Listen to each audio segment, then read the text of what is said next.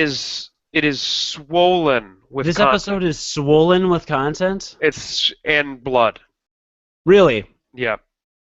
Episode 102 of Unqualified Gamers is swollen with blood. Well, the guy behind me's got a katana, so or some kind of sword. Uh, I mean, who is this guy? I don't know. I literally don't know. Welcome to our podcast. Listener, if you're watching on YouTube, I have a guy behind me from Tekken. This is a 6-foot tall foam cutout from a production company that did photography and printing for Namco. It actually has done for several companies. Namco, Konami, several companies. I don't even know who does Tekken. It's Namco, isn't it? I don't know. I'm not a Namco Tekken. Bandai? You act like I'm a Tekken fan. Maybe? Well, Maybe. I don't do Tekken, but I think this guy's really cool. I mean, I do Tekken here and there. This guy's really cool behind me. I don't know who it is. So please tell me in the comments what video game character this is. I'll be very grateful. Yeah, it's good that you get random stuff like it's really good that you have that now. I'm sure your girlfriend loves it. I'm sure. He's 6 feet tall, so he's good looking. He's GL. They actually say GL. The kids these days actually say that. And I know because I hang out with 20-year-olds whenever possible. I don't think I believe you. No, they literally do. And VGL means very good looking. I honestly, I do not. I'm believe not kidding, listener. If you're under 30, then and you know what the I am under 30. All right, if you're hip to the lingo, listener, if you are down with the sickness, as it were, then please confirm or deny in the comments section. Why don't the kids just say good looking and very good looking?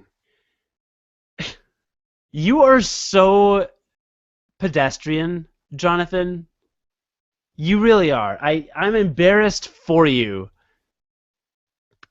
You know, my life is a lot easier because I don't have to use terms like GL and VGL and AFQCL. It's nice that I don't have to use those. Well, it's nice for you.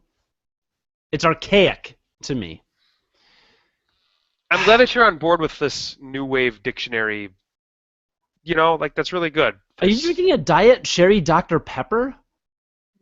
I guess. Wow, all right. Well, I guess we're going to drink a Diet Cherry Dr. Pepper. Somebody told me that this mixed really well with Fireball whiskey. On episode 102 of Unqualified Gamers. What? Really? Fireball whiskey is not need to be... Have you never had Fireball whiskey? No, I have. My wife bought a giant bottle of it for no reason. She was like at the store and she was like, "So do you want Fireball whiskey?" And I'm like, like kids shoot that. And she said, "Yeah, should we try it?" And I said, "Okay." So we've got this giant bottle of Fireball whiskey. Neither of us have drank any of it.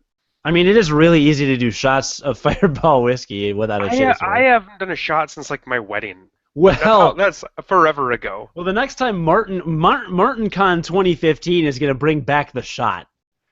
It might. It's coming up. It's coming up faster than you can possibly imagine. It is. So, listener, if you're uninitiated or one of the 3 listeners who does not attend MartinCon is not really a convention. It's when John invites like 3 of his friends up to Minnesota because he lives in a tundra north of the wall, and it's impossible for anyone to ever go up and visit him.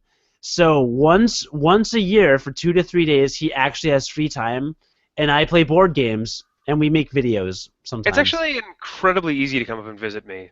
Yeah, it actually is. Get up here. It's literally like $40 a plane ticket. It is. It's like it's incredibly cheap to get up here. Yeah, so that's actually a complete lie. I have no motivation, frankly. Yeah, nor desire to, and I really don't have a desire to see you much either. It's just that you tend to come with other people. I mean, your wife is really good at cooking. Like, she makes us delicious food. She's awesome. She's awesome. She's great. Like, she is like, it's like A+ treatment from her, but then I have to deal with you, and that's where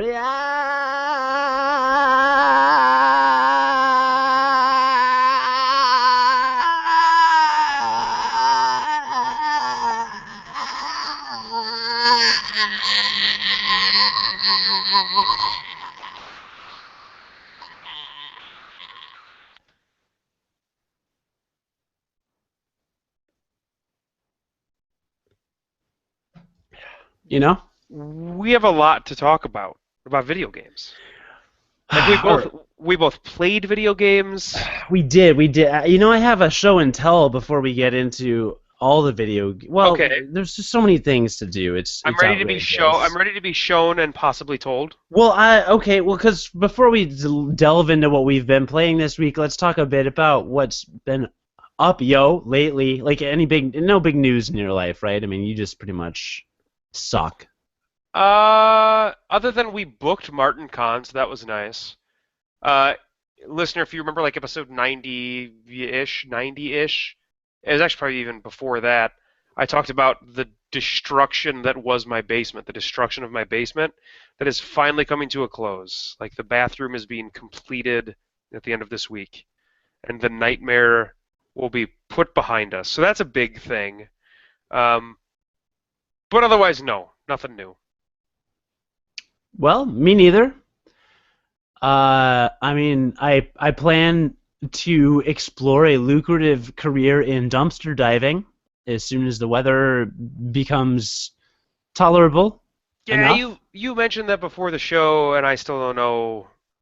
I still don't know about that. Yeah, so yeah, go to Wired, just Google Wired dumpster diving, or check the show notes on this episode, and there's a really interesting, excellent article with security specialist Matt Malone, who is also on my WGN radio show this week, and it's really fascinating, the things you can find in dumpsters, and I'm not just talking food, I'm talking like literally like computers, Like human bodies. like and human bodies, but also like Has he computers. found any of those?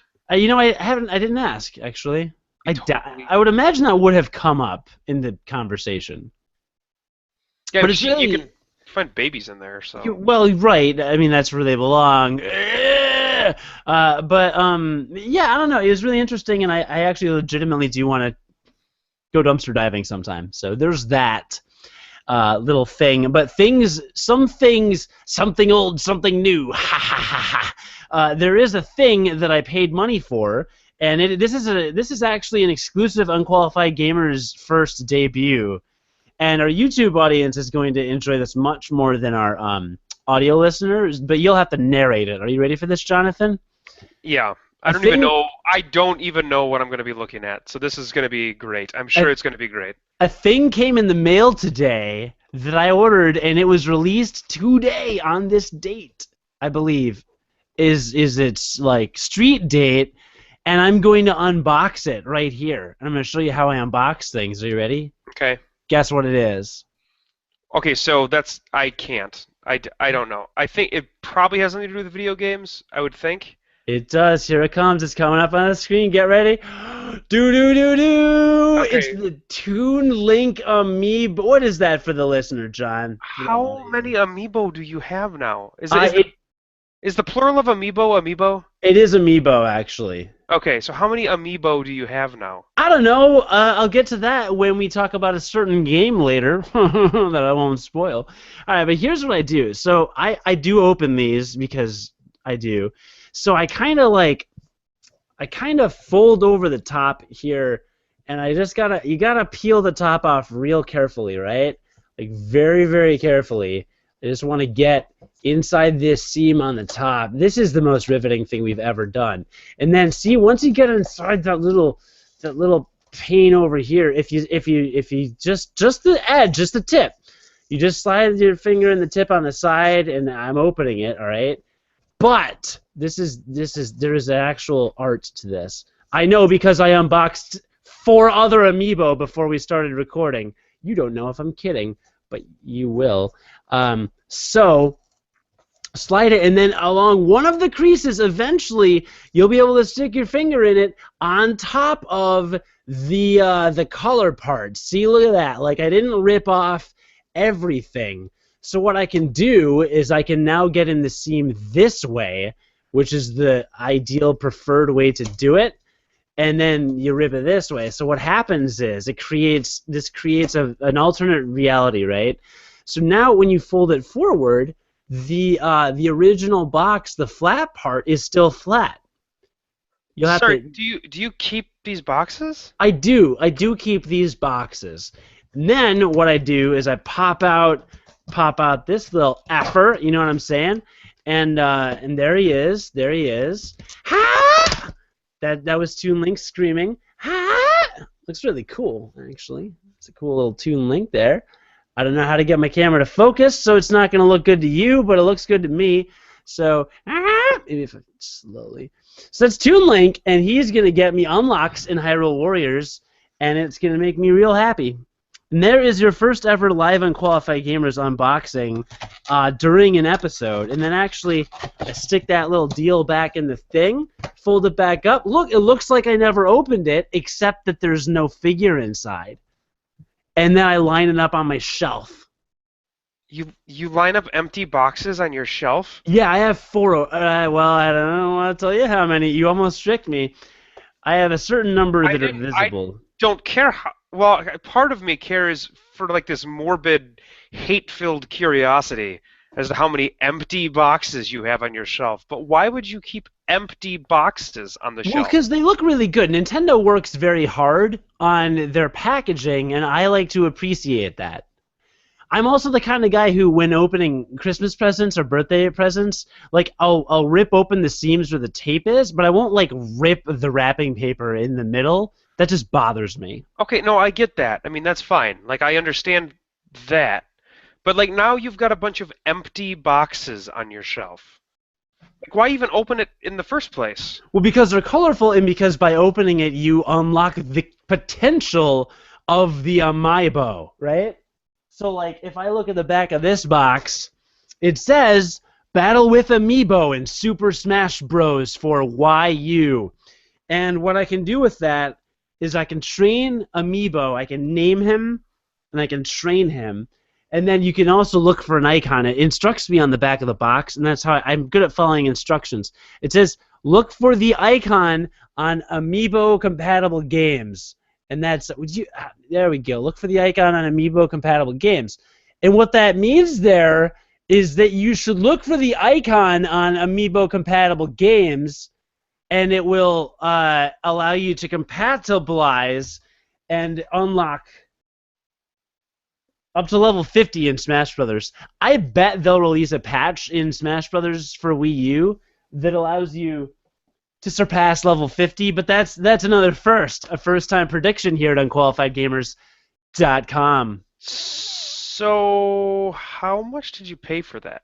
It was like $12 or whatever, 13, whatever the rate is. $13, and that's like the standard rate for one of those things. But it's like an action figure, like it's cool. No, but it does. There are no actions. It does 0 actions. It does actions in game, Jonathan. It doesn't need to move physically. It does not do an action in a game. It unlocks something when you put it to your pad. That's not an action. Also, you can train it. I may train my Toon Link now to fight, and I will name him probably after a professional wrestler. I'm not sure which one yet. Not Hornswoggle. Please, listener, do not recommend that I name him Hornswoggle, or I will hate you. I don't know what I'm going to name him, actually. He's got a hair. I got to get that off. So, but I'm going to name him something. See, I named Samus Aran Seamus, right? And I named Link Edge, because Edge, like his sword, and like the wrestler Edge. So I have Seamus and Edge. And I hate Seamus the wrestler, but Seamus the Samus Aran amiibo is pretty sweet. And then I have some other amiibo that'll make their debut in this episode once we get to talking about Hyrule Warriors. You don't know how much I hate you right now. How much do you hate me right now? It's like the most. On a scale of 1 to amiibo. It's like the most. I hate you on a scale of 1 to amiibo. The most. Speaking of Hyrule Warriors, seamless transition, I know. Yeah, you know, this episode is like the most vitriolic episode I can possibly imagine. It's like from that particular opening to me talking about Hyrule Warriors, which I bought. Yes! Yes! It's like the worst of all worlds. It's the worst of all worlds. So, I bought Hyrule Warriors. And I bought it because You were drunk. I wasn't because I had to drive there. So unless I was horribly irresponsible, I wasn't drunk. No, You drove to Amazon? I had a gift card to GameStop, and that kind of tempered because I wasn't gonna use it. I wasn't gonna like use it for anything else. The only other thing I would have done would have been trade in my gift card for a Steam gift card, which I've done before. So that was like the only other thing that I would have done with it, which was could have been a better decision with my money. But that being said, I've got a ton of Steam games that I haven't played, and I've already played a lot of Hyrule Warriors, so I've already gotten more out of that than I have out of some of my other Steam purchases. Regardless, I bought Hyrule Warriors, um, and I started playing that. I don't know, like 6 or 7 levels in maybe to the story mode, legend mode, or whatever it's called. And I've talked about Dynasty Warriors before, and I've talked about how like I have fond memories of it, even though I recognize that it's not a good game, right? What do you mean by not a good game? If you have fun, I If mean, you give me some time, I'll explain what I'm talking about, and the analogies will make it clear. So I have fond memories of Dynasty Warriors, even though it's not a good game, right? Uh, but I was like, this, and I don't have this affinity to the Zelda franchise like many people do. Other than Link to the Past, which is legitimately, I feel like that is one of the best games ever made. Like, I haven't felt that way about another Zelda game that I've played. And I've played pretty much all of them, right? There are a couple that well, that's not true. I've played maybe half of them, if you include like all of the Game Boy ones. So like, I don't have this ultra affinity for Zelda that a lot of people do. But that being said, I just thought it would be like, again, a good game for when I'm exercising, which to be honest has been like exclusively the time that I have played this game, which is like when I'm biking, because that's the thing about this game is it's basically mindless. Like the actual playing of the game is mindless, but you sold this game short when you explained it because there is a significant amount of decision making in the game as to where you are going to go do this mindless act of killing everything that's there. Because that is literally all you are doing. You are running from just these giant armies of enemies to giant armies of enemies, and if you want to kill everything, everything. Do you want to kill everything? Is there like a bomb plant next to you that you want to kill? Because you can do that. You can kill it in this game, and you should. You should kill everything. And Dynasty Warriors does this thing where it takes like, and again, we're talking about Hyrule Warriors here. I'm going to kind of use them interchangeably, but it's always done this thing where it kind of takes like an action combat genre thing, and it just amps it up to the 1,000th degree. So like in Zelda, like in a traditional Zelda game, you have bombs, and you like lay a bomb, and you wait like 3 seconds, and the bomb explodes, and it can, you can use that to unveil like a secret passage or a staircase down or rubies in a rock or whatever. So Dynasty Warrior says, okay, I see your bomb, and I raise you 8,000 bombs, because when you hit the bomb button, you don't just throw a bomb, you don't just set a bomb down like in Zelda. No, you throw like 10 bombs all at once. You're just like, here's all of the bombs. I'll throw all the bombs. And then you can get a bomb power-up that throws a bomb that's like 8 size the times of your body and just kills everything. Like, it takes everything to the nth degree, right? But that decision-making, like, you legitimately... So Cody did not explain or describe when he first talked about Hyrule Warriors, or Dynasty Warriors for that matter. He didn't describe that there's a strategy, there's like a real-time strategy map going on at the same time, where there are outposts that you can take by killing the outpost leader, and that actually makes troops spawn for your side of your army. And you can also take bases, which also make troops spawn for your side of your army. And there's this push and pull throughout the course of basically all of the maps where enemies are taking your outposts and your bases, and you are taking enemies' outposts and bases. And who's ever doing that kind of more efficiently and faster is making kind of like the tide of, your color move across the map. And it's a map control game at its heart. But you're doing that on the battlefield with your individual person. So you're doing that as Link, or you're doing that as Fi, or you're doing that as Impa, right? Um, and so like you can get caught up when you're running from area to area because there's just swarms of enemies everywhere. If you're fighting in an area where there's no objective there, basically you're wasting time. And it's kind of pointless to do that, right? Well, it's not entirely pointless. You're still building up your stockades of points where you're generating troops. But not if there's not an outpost there. Oh, there's no. Oh, yeah. If there's no outpost or base, Like if you're no. literally just like running through a field and there's nothing there, but there's a giant army of people, you pretty much need to not fight them. You Yeah. need to run past them and go to a place where there is some sort of objective. So like there really is like there's some sort of strategic element there. The big problem being that like there's no challenge in the actual gameplay. Like literally. There's no challenge in it. You kill everything.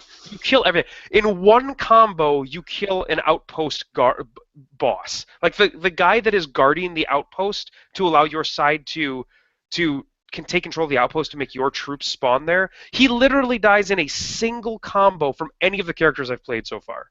That's crazy. Like there's nothing there. And there's no like they don't have any kind of complicated AI to fight back in any interesting way at all. Nothing has had one so far. Not even the bosses, which I appreciate that there are at least bosses in this. But the majority of the boss battles can just be boiled down to dodge out of the way a bunch of times and then attack a bunch, right? Like that's pretty much what it ends up boiling down to. Isn't that what life could be boiled down to? That being said, I'm actually having fun playing the game because of that little bit of decision making, and because like when like your troops are dumb as fuck. They cannot do anything. And that holds true for all Dynasty Warriors games, right? So like if you are not there fighting the enemy, your troops are dead. They're going to die because they're dumb, because they don't know how to fight, right? So I get them taking this base and it's all awesome and I'm like, "All right guys, you got this." And they're like, "Yeah, no, we got this." And I run away and 5 minutes later, it's like, "Oh, I'm in trouble. I need help," at that base that I literally just conquered because they don't know how to fight. They don't know how to do anything. So there's a bit of stress that can be enjoyable from having to be at multiple points on the map at once, if that makes sense. So like the actual like playing the game may not be the most fun, but like the stress of needing to juggle multiple things at the same time to me can be fun. Does that make sense? It does. I get exactly what you're. Oh, go. No, I said that this is not a good game because it's not a good game. But that doesn't mean that it can't be a fun game. This is a game that is more fun than it is good. All right. And I can't take credit for that. I can't take credit for that because I heard that on another podcast. But it is more fun than it is good. And I liken it to the stereotypical summer blockbuster picture. Let's take Independence Day. Independence Day has Will Smith opening an alien ship and saying, "Welcome to Earth," as he punches an alien in the face. And it's the dumbest, most fun like movie you're going to go see, right? Like it's stupid and it's fun. It's not going to win any Academy Awards. You know, that is the second Independence Day reference I've heard in the last hour. Literally, legitimately. I believe you because most good things reference Independence Day. That's not accurate. There's no Godwin's Law for Independence Day. It has a Bill Pullman speech that is, if you take any amount of scrutiny to that speech, it is the dumbest speech ever. But if you just take it for its ridiculous rhetoric and hyperbole, it is the best jack you up, pump you up speech you will ever hear in a movie. So go listen to Bill Pullman's speech from Independence Day if you haven't in a while. However, I don't know who Bill Pullman is. However, he's Lone Star. Oh, he's in that movie? Yeah, he's the president of the United States of America. I haven't seen that movie in forever. Because the USA is amazing. is what I learned from that movie. Okay. Anyway, that is what Hyrule Warriors is. It's not going to win any awards for like best game. It doesn't have best anything. But it's fun to play.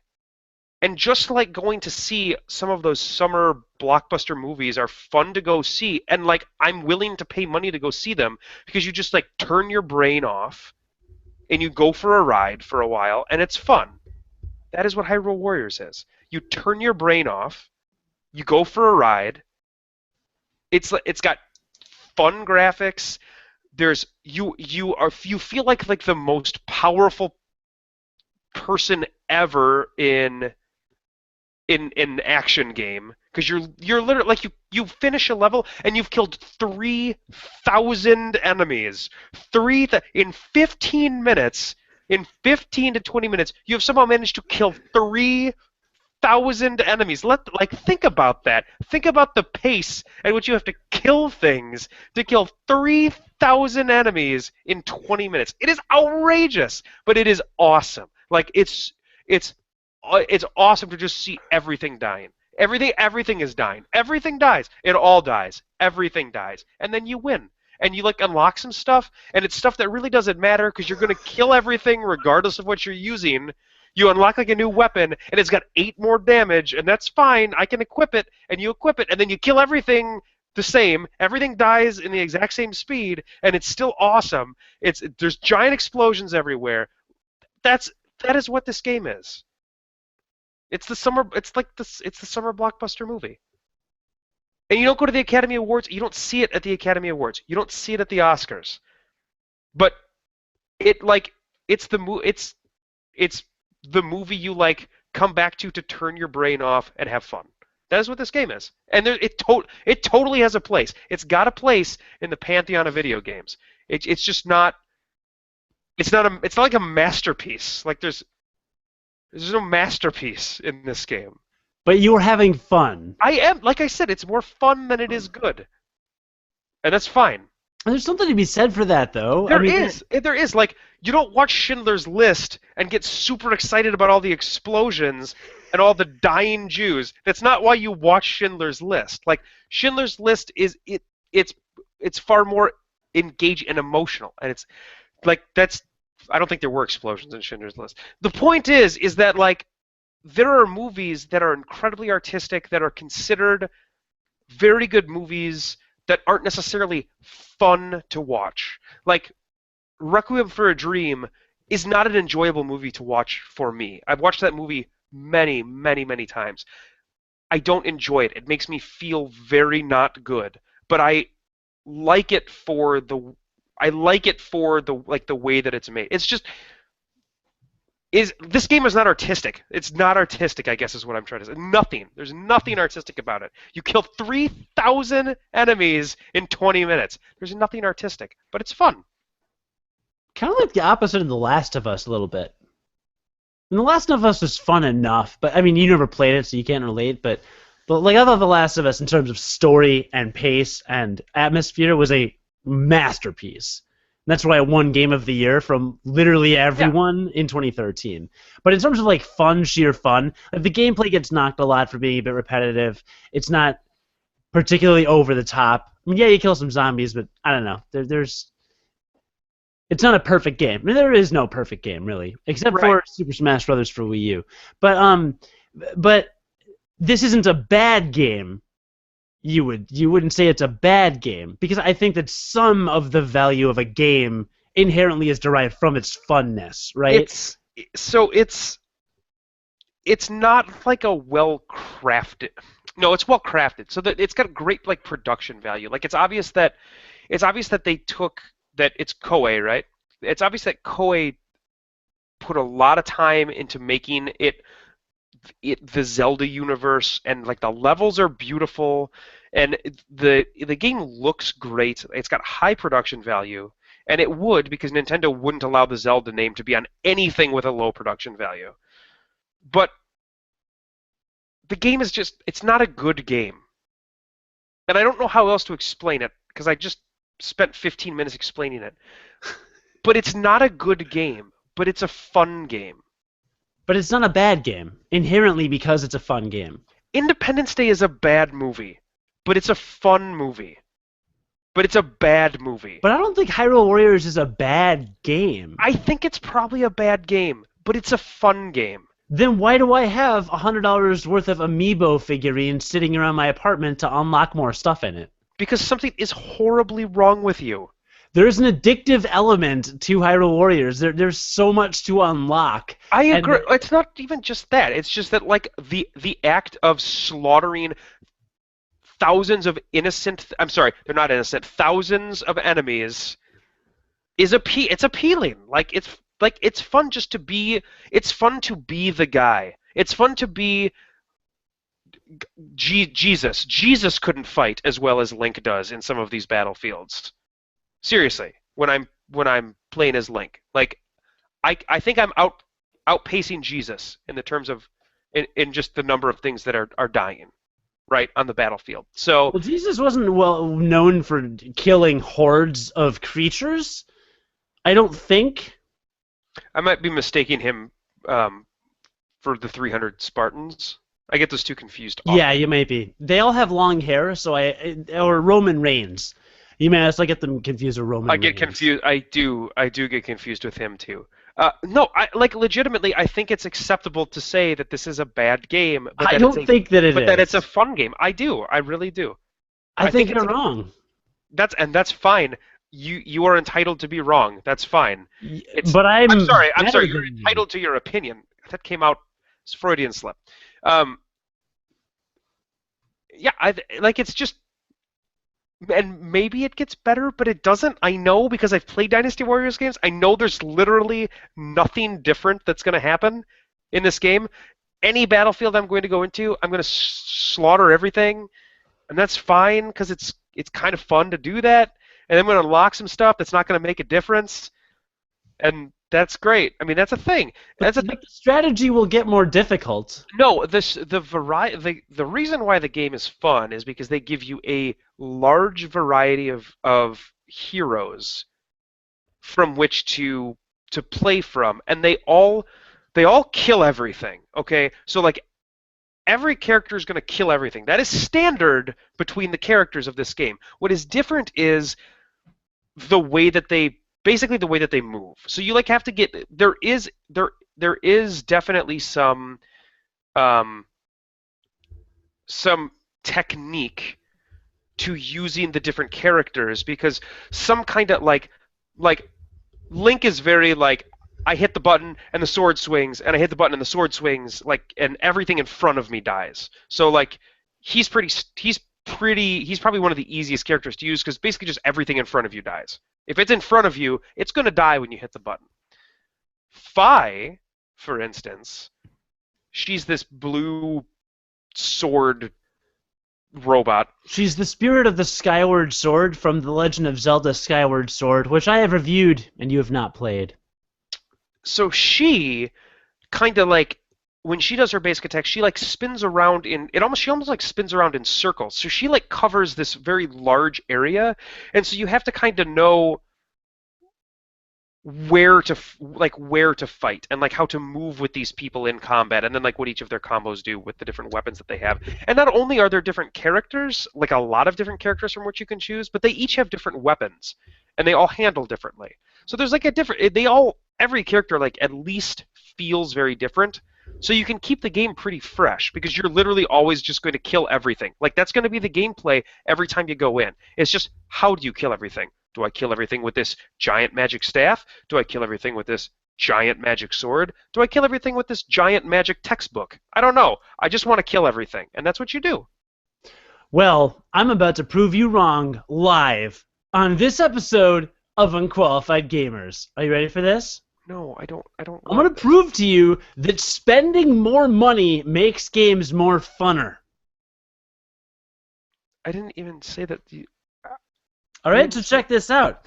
So I've got my handy dandy. I didn't say anything about spending money. Wii U gamepad with Hyrule Warriors on it. Allow me to demonstrate something called putting my Link Amiibo against my gamepad.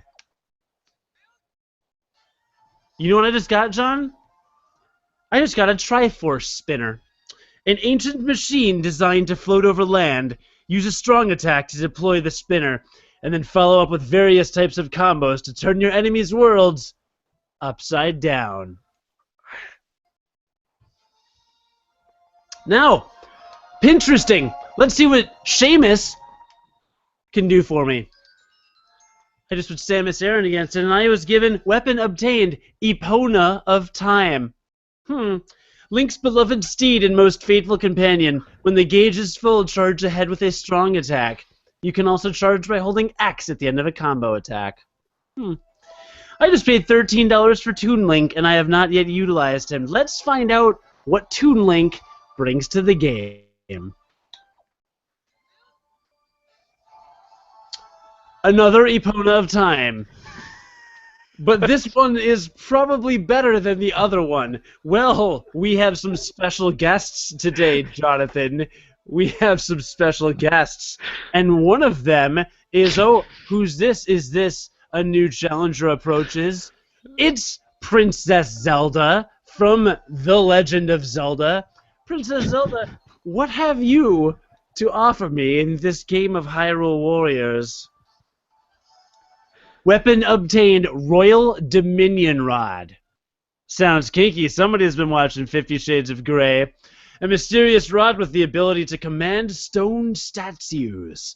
Use a strong attack to control a statue and then lead it to battle with combo attacks. I did not have one of those before. I'm impressed.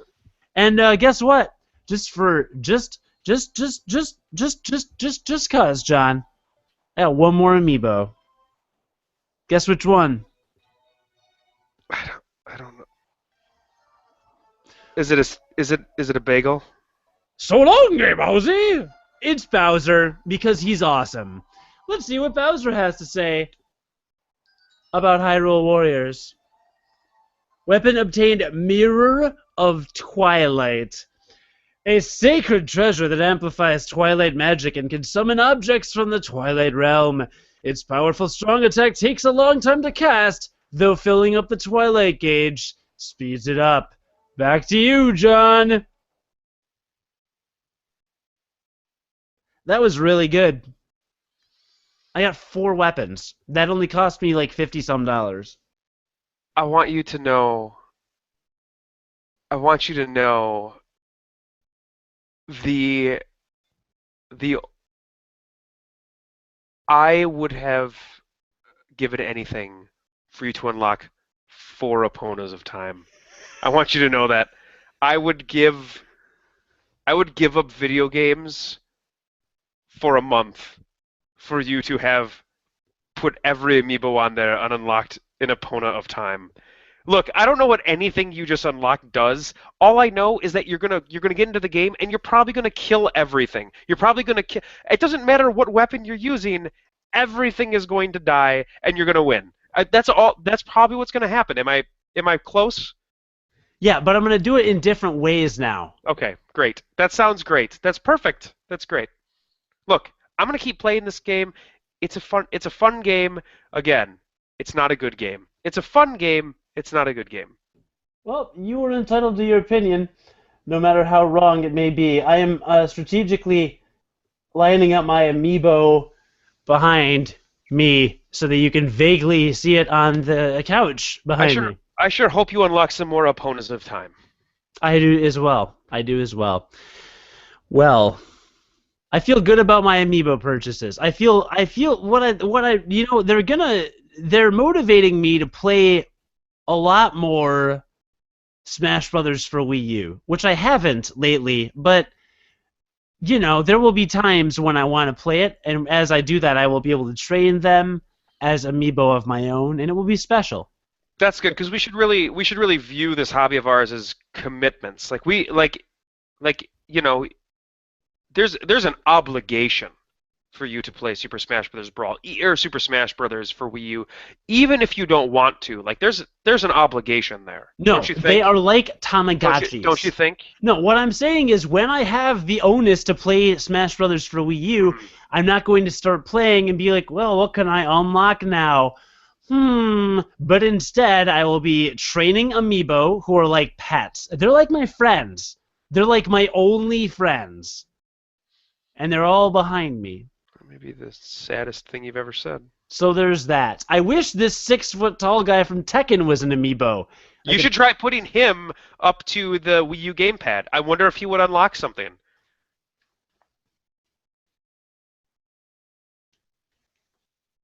No, he didn't. Okay. Well, Well, it was worth a shot. it was worth a shot, absolutely. Well, I disagree with you that it's a bad game. I'm still quite addicted. I didn't even realize, so I got the massive DLC pack with all the DLC content, and I had all these new characters. I didn't even realize there were still 4 characters in the adventure mode map that you can unlock, in the main game. And I've started playing through the adventure mode map, and I'm getting them. And our friend Blake said that he wouldn't, he's like, I'm not going to get everything in adventure mode. That would take forever, blah, blah, blah. It's not, it doesn't. It really, it doesn't. There is in order for you to get every item from every level, that might be a bit much, but honestly, in terms of unlocking, I've got maybe half the map unlocked, maybe a third, and maybe 5-6 hours. I mean, yeah, it'll take you 30 or 40 hours to get through, but it's not like an absurd amount. And you're playing as different characters in most of these levels, either by obligation or not. What I failed to disclose on my initial review of Hyrule Warriors was our friend Blake, that called the game a bit repetitive, only played as Link, which is idiocy. And I've told him this, and I'm like, what the hell is wrong with you? So yeah, if you're doing that and you want to unlock every single thing with just Link, it's gonna suck. But yeah, this is not like a fighting game where you need to really master a single character in order to really reach their full potential. You pretty much reach every character's full potential by hitting B about 6 times. It's like Smash Brothers. So then how is this game so much worse than Smash Brothers? Because in that regard, it's like Smash Brothers. This isn't even a conversation worth having. So what did you... I can't even believe you would say that. What did you play? What did you play? I can't really either. The title of this episode, at least as of this recording, I may change it later, includes the phrase role reversal. So this is shocking. So John is playing a game that I have recently reviewed, and I have begun playing a game. Oh, actually, there's a transition here that I need to get to.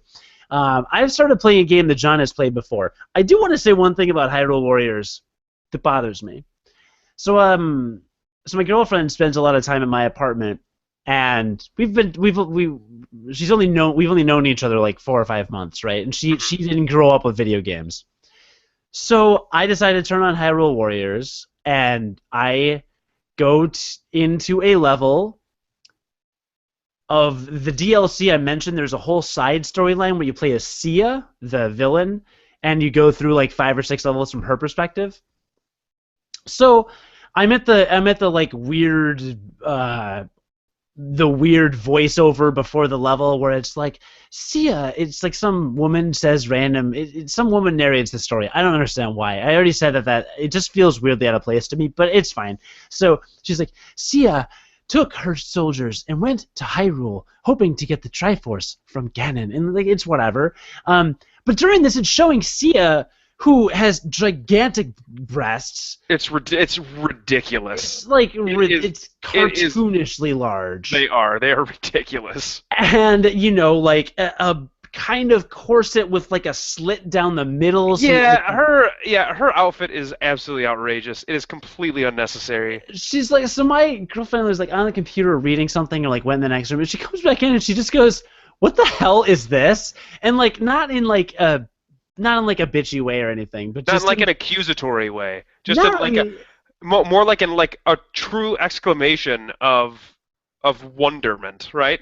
And at the same time, I don't want to say a tinge of judgment, because she's a very, very non-judgmental person, but I felt, perhaps I ascribed it to her, just being used to the way people are most of the time, took it as somewhat judgmental. It's like... I was like, she's the villain. I'm just playing as her. Yeah, the art style's over the top. She just kind of like, gave me a little shit about it. But she had a point. Like, why does this woman need gigantic breasts She doesn't. and like no clothing? Like, what does that add to anyone's experience? And it like, If you're a 13-year-old boy, it adds to your experience. does it? Do you remember when you were a 13-year-old boy? Yes. That I absolutely guess. that absolutely adds to the experience. But I don't know. I just, we don't we don't get. That's such a small segment of the population, though, isn't it? Don't you think? Yes, I do. That's I think it's silly. We don't really get into like the issues on this podcast very often, but like, you've got your Anita Sarkeesians and your people pushing towards more equality in gaming, or whoever it is, or whatever. And a lot of times there's a lot of people that are full of crap, and I don't necessarily agree. But like moments like that where it's like, I just want to sit and relax and play a game, and my girlfriend just happens to walk in and see this like outrageously underdressed woman that's just blatantly sexualized in a Zelda game, of all things. Of all things, a Zelda game. Like, she made some joke about Zelda games, and I was just like, no. This is a Dynasty Warriors game using the Zelda license. This is not a Zelda game. It does not give a good impression. But it puts gamers like you and me in this position where it's just like really? Like, really, developers? Do you really need Sia to have giant boobs? Is that going to sell more copies? Like, what does that do to anyone other than make women feel like, what the hell? Exactly. Listen, I don't have an answer for you. I don't know why it is still necessary. I don't. I think it was a bigger selling point, or it would have been a bigger selling point 20 years ago when 20 years ago, the average age of gamers, basically it was all men. Like, all men. Men were the only ones playing video games, and the age range was much lower. It was probably in like the 10 to 25 range, but that's just not the case anymore. Like, gamers are now, I think still the people that play like the hardest of the hardcore games in general are men, but there are many more women that game now, and the average age of them is far higher. It's in the mid 20s to 30s is like your average age of a gamer now. So I don't know. I don't know who it's for anymore. I have no idea who that's for. I really don't. I don't have an answer for you. It was upsetting. And I'm not usually critical of that kind of thing, but now that I've been put in an environment where, I mean, it's like I am now an ambassador of video games to my girlfriend, like, because it's not a part of, like, there's not a world she knows anything about.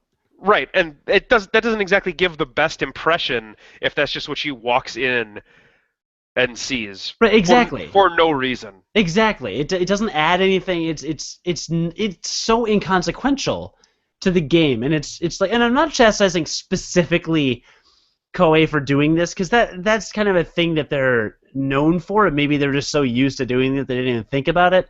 I'm not gonna call out any particular companies, but in general, this just isn't a thing that needs to happen. And there's even a way to make women like look sexy in games without like that, Like the women in Hearthstone, Heroes of Warcraft, aren't exactly clad in turtlenecks and long pants, but like it's at least like somewhat appropriate to the context of that fantasy world, It's just, it was annoying. It was really annoying. I believe you. That happened to be the first impression. Like I said, like I mean, it's fine now. But that segues into what I played. I mentioned I played a game that Jon had played. So I have a lot of games that I don't know anything about, like some Steam games like Transistor. I don't know anything about that. And I have some other games that I do know about, and they're more action-packed games. They're more blockbustery. They're more shoot-'em-up kind of games. And I didn't want to, like, I wanted to start a game that I could play around her that would show her maybe the more intelligent side of video games, I actually was lamenting, Or like, even maybe the more creative side. intelligent, creative, intellectual, like Yeah. classy, anything, any of a number of things. Like I actually was lamenting quite heavily that she wasn't around when I was playing Final Fantasy 13 Lightning Returns last year, because although Boona Velza is in that game and it's a little over the top ludicrous, there is still like full spoken dialogue and a phenomenal soundtrack, like kind of an interesting story. Like very in depth and involved. Like that would be the kind of thing that's like, oh, okay, cool video game. Well, I didn't. I'm looking through my library and the games I haven't played and thinking of playing, and what do I land on? What did I download on my PlayStation 3 like 6 months ago or more when it was on sale for $6 or whatever it was? Yeah, it was on sale for $6 or something insane. But I had Ni No Kuni, Wrath of the White Witch, which is a JRPG that Jon reviewed in episode 50-something, I think. So it's like a year ago you reviewed it. It was a while ago. It also made my top 5 list of that year. It did make your top 5 list of 2013. So I figure I've got this game. I know it's a JRPG.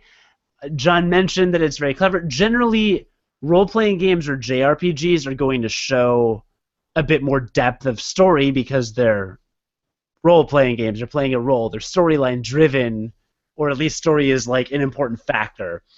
So I started playing Ni No Kuni, and I got like 3 or 4 or 5 hours into it. I'm not really sure, but I like it so far. It's good, and between this game and Hyrule Warriors, I've always admitted this. You are better at explaining video games than I am. And this was funny to me because as I played, I remembered everything you said about this game, and it was all completely true. Like, for example, the first place you go to is the castle is like Ding Dong Castle or something. Ding Dong Dell. Ding Dong Dell, right? And I remember specifically in your review, you said everything has silly names like Ding Dong Dell or Deep Dark Woods or whatever. That's true. I mean, it's very like whimsical. It's very whimsical, fairy tale like. Like exactly, like you are. I mean, the game is telling this story of this like 10-year. He's about 10, right? I mean, he may even be less than that. He may be like 8. The game is telling the story of this very young boy and this like crazy magical adventure that he goes on. So it's like it totally makes sense that the world is as whimsical as it is. Yeah, so that's one of the things. Another thing is you compared some of the familiar system. You get a familiar and you train it kind of like a Pokemon. You had mentioned that. I end up with a familiar. Now I'm training it. It's like, oh, that's like Pokemon. Jon was right. Like all these little things. So, listener, if you want a very in-depth review, just go to unqualifiedgamers.com and search for Ni No Kuni. It's NINOKUNI, Wrath of the White Witch. Or it's in the episode 50s, like I mentioned. Yeah, Ni No Kuni, it's really good. It's a Japanese role-playing game, and the art direction was done by Hayao Miyazaki's Studio Ghibli. Yeah. And Studio Ghibli did Princess Mononoke and Spirited Away and other stuff that I don't know the name of. They did a ton. I mean, they're the most probably well known. Yeah. So, very distinct art style. You know, like My Neighbor Totoro, Ponyo. There's a ton. They did a ton.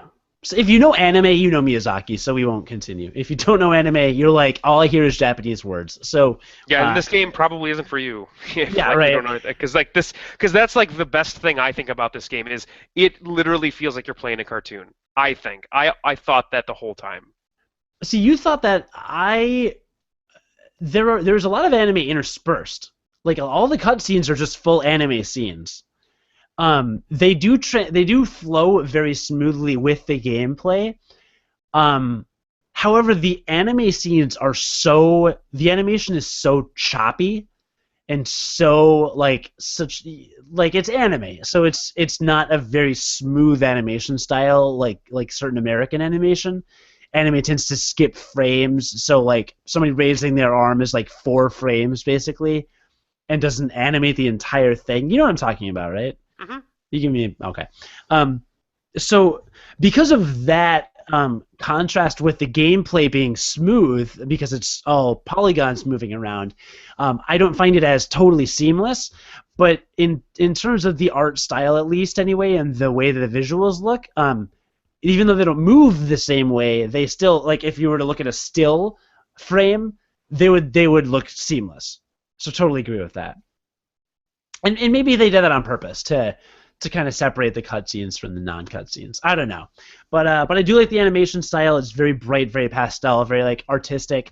The dialogue is really great. The voice acting, which I can be a big stickler for voice acting. Like it's good voice acting. It's really well done voice acting.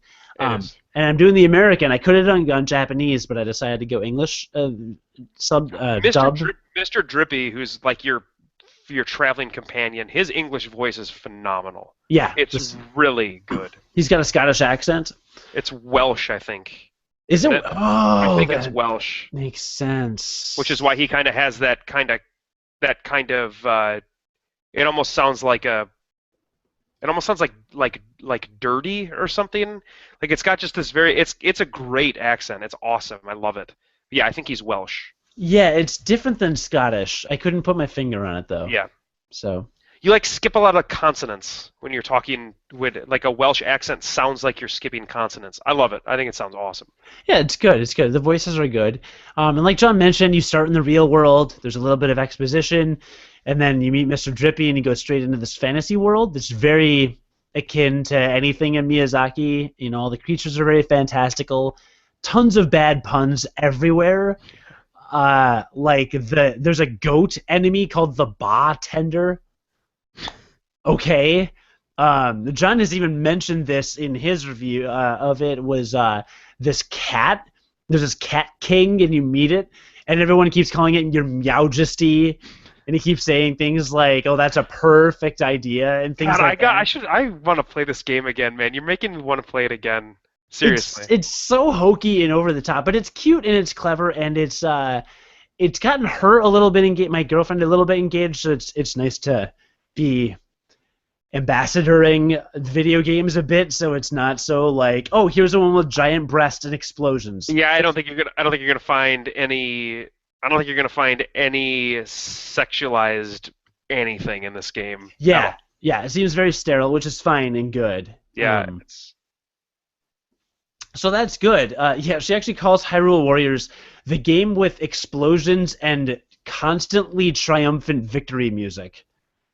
Because the Legend of Zelda main theme, which is the menu music, like sounds kind of like victory music. Yeah, like, I'm telling you, it's like a summer blockbuster movie. Yeah, well, basically. I am actually really excited to hear. I really hope you keep playing Ni No Kuni, because I think just by listening to you talk about it, it's going to make me remember just how wonderful that game really was. Because it was really for me, it was very like transportive. Like I felt like I was in a different place when I was playing that game, because the world was so well realized and just so fantastical. Like it's actually the same feeling I get whenever I watch any of Miyazaki's films. Like when I watch Spirited Away, I'm just like, every time I watch that movie, I just feel like I feel like I'm in a completely different world. I know exactly what you're talking about, and I had never thought of it that way before. Holy crap!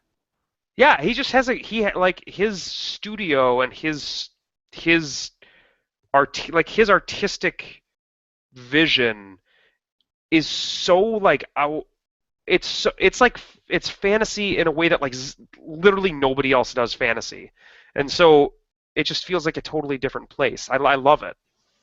Yeah, it's like transportive. That's really interesting. I did not think of that way. But yeah, it really honestly does do that. So that's something kind of cool I'll have to think about now.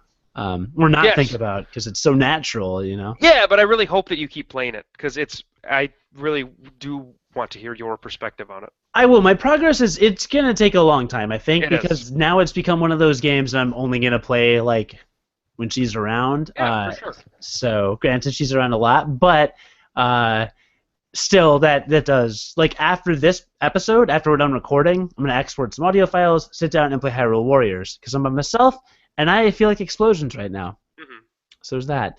But Ni No Kuni is good. It seems fun, and it'll be a really good time. There's one other thing that John and I both played this week We did. that we can kind of miniature review. We were actually asked by a developer to review this. Now, the developer paid us each $5,000 to review it.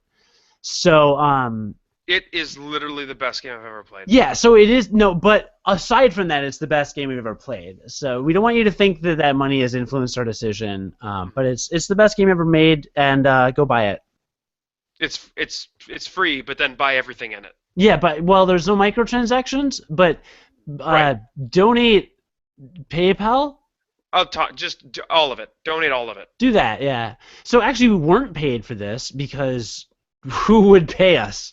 That's a really good point. It's a sad, sad point. But we played Samurai Butterfly, which is a mobile game. I'm gonna pull it up because I don't know who made it. Do you have any idea who made it? The name of that company is like it's a new. He says a new company. It's Alien Gameplay. Alien Gameplay. And it's a mobile game, as I mentioned. Well, you know it's multi-platform because I have an Android, as we all know, and John has stupid iPhones. So, Alien Gameplay. I just have one iPhone. Alien Gameplay. Alien Gameplay is the name of it. Even when it's blurry, it's called Alien Gameplay. I literally just said that. Cool.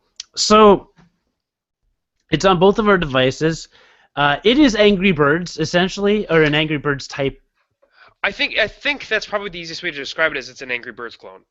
But it's not. It's not. No. There are Angry Birds clones that are literally Angry Birds with a different skin. Yeah, I think that's just a term.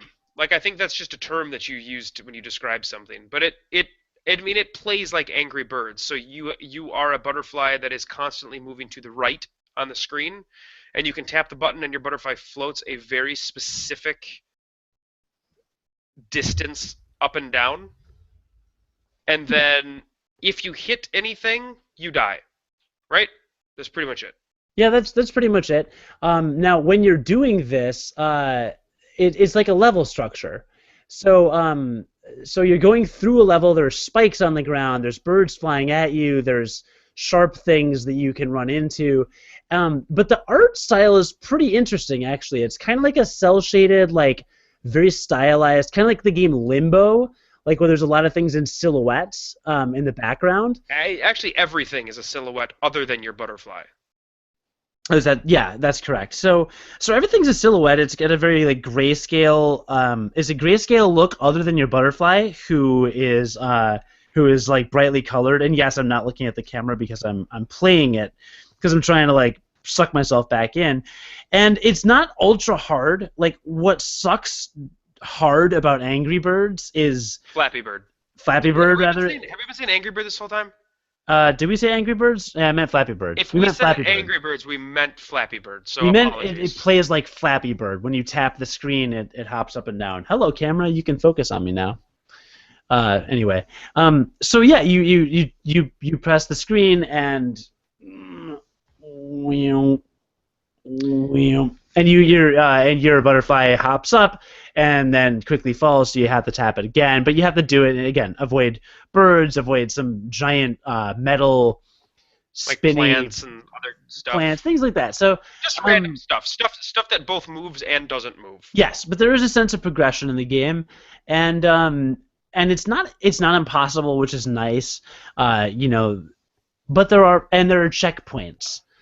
So I've only played like part of the first level or only level, or I don't know. Like, I mean, I don't really know a ton about the game. I got to like 11:42, and it gives you like kind of a mile marker kind of idea of how far you've gotten. Do you know how far you've gotten, John? No. Okay. Well, I have gotten to the 1781 mark, and that's how far I got. Whatever. I mean, that's that seems impressive. Yeah, and it was funny. I'd blow through like 4 checkpoints in a row without dying, and then there'd be one, and I would just be stuck for like 10 minutes. Right. It's funny, actually, the first day I played this game, I played for about 20 minutes, and my review was going to be, this is a very good game, and I hate this game. Yeah, which actually was what a lot of people said about Flappy Bird. Yeah, but Flappy Bird was a crappy game, and People hated that game. people hated that. Like, people hated it so much they kept playing. This game isn't a bad game. It's hated because of the difficulty, but it's like the art is cool. There's this nice little ambient little music underneath that's kind of nice. Like there's actual production value basically. Yeah, it's a totally great little game to pick up and play for 5 minutes and then be done. Yeah. Like Yeah. it's totally that kind of game, which is exactly what a lot of phone games are. I mean, that is what. So it fills a very specific niche. Which, if you're taking a poop, it's a fantastic way to kill a poop time. Yeah, it is. Kill a poop time. It is. Kill, Um kill a poop. I noticed a couple technical issues on the Android side. If I locked my phone screen, sometimes when it woke up, it didn't resume the game. And actually, the reason I remember that I got to 1781 is because at that checkpoint, I couldn't restart. Because the second it restarted me, I died. Oh, that's brutal. Yeah, so it was brutal. I don't know if that was because of my particular position or if it's a bug they're working on or anything. You know, I don't know the details, but that was kind of a bummer that I got that far and that happened. But other than those couple minor issues that'll probably be fixed at some point, I'm sure. It's honestly, and I'm not just saying this because we're excited that game makers actually asked us to look at something. Like, I don't know, I downloaded it, I played it. The first time I wanted it, I was like, screw this game, I want to throw my phone. The second time, I just played for a couple minutes. But then, like, the last time I played, I was on the train, and I played for, like, 20 minutes straight. And I was just like, yeah, okay, yeah, it's like John said. It's very formulaic. It's very Flappy Bird, just tap the screen and hop. But like I said, it's the art's cute and the whatever. And it just runs an ad every few times you die. You can close it right away. It's not a big deal. So, no microtransactions. And it's free. And it's free. Yeah. So what the hell? So whatever you got, you might want to check out Samurai Butterfly. And on the vein of Flappy Bird, I did actually want to talk about one other game that's on my phone. If I can, I don't even remember the name of it. Oh God, it's called Flappy Fish. I don't remember how I found this or why. I don't know. It sounds good. Flappy Fish Surge. So if you're watching on YouTube, eventually my camera will focus, and you'll be able to see Flappy Fish Surge. How is that spelled? Surege. That's not how you spell surge. Yeah, well, it is if you made this app. All right, so it's Flappy Bird, but there's a twist. I don't know if you're ready for this twist. Is the twist that you're a fish? No, actually. So it's much deeper than that. It's that you start at the top of the screen, or I'm sorry, it's upside down. Basically, it's Flappy Bird upside down. Are you kidding me? No. But the thing is, they don't like paint the ground. Like, there's no texture on the ground, so you don't know how low you can actually go before you die. This is the worst game I've ever played. This is legitimately the worst game I've ever played. You're doing not well. You're not doing very well. Well, that's because I'm looking at the reflection. Like, I'm looking at the. Oh, hey, I cleared one. It borrows sound effects. It borrows sound effects from the Mario Brothers games. Okay. You cannot hit back or exit this game in any other way. It doesn't work. It's so bad. It sounds really good. It's so bad. Don't download Flappy Fish. It is terrible. I left it a 1-star review in the Google Play Store, which I never do. I never do that with any game. I never leave reviews. I chose to write out how terrible it is. It's Flappy Surge. What are you gonna do? Flappy Fish Surge. It's Flappy Fish Surge. It was horrendous. But if you do want something to kill a little time, check out Samurai Butterfly. I'll keep you posted on Ni No Kuni and my Amiibo family, my growing Amiibo family that I'm ever so proud of. I bought the Bowser Amiibo because I was looking at Amazon at prices of various ones. You don't need to justify it to me. It was 22 cents off, John. 22 cents. You can spend your money however you want and however makes you happy. That's what makes America great. I still think you're fucking crazy. I saved a percent, all right, a whole percent on this game, on this amiibo. So whatever. Anyway, we'll be back next week. Please check us out at unqualifiedgamers.com and subscribe on iTunes or Stitcher or on the Unqualified Gamers Google Play app. If you don't know what a podcast is and you don't know how to listen or whatever, just visit unqualifiedgamers.com/listen. At the top of our homepage, there's a little bar that says listen on the right, how to listen. Just click on that and it'll give you all the details. But you can search all our past episodes on our website. We're going to have some more written articles soon. And I finished shooting and mostly editing the video I've been planning on posting for several weeks now. So check our YouTube channel at youtube.com/unqualifiedpodcast for a new video coming up soon about a controversial video game related subject. How do you feel about that? I love when you tackle controversial subjects because you and I share so many similar opinions on things. Is that accurate? Controversial.